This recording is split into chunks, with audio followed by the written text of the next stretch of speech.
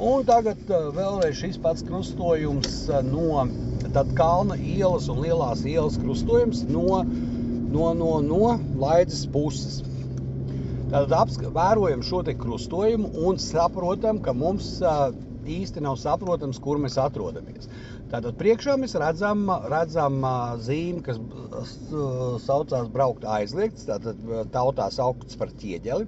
Un šeit pats nepatīkamākais, ko no mums vēlās CSDD inspektori, viņi vēlās to, lai mēs blakus šim te šai ceļazīmē pamanam zīmi stop bez apstāšanās, tālāk braukt aizliegts. Tātad uzmanīgi skatāmies uz stābu blakus ķieģelim, tā saucamajam, un tad braucam tuvāk, un tagad skatāmies, kur blakus ķieģelim ir stop zīme. Nofilmē stop zīme, redzi tur augšā. Saprati? Es filmēju. Ir?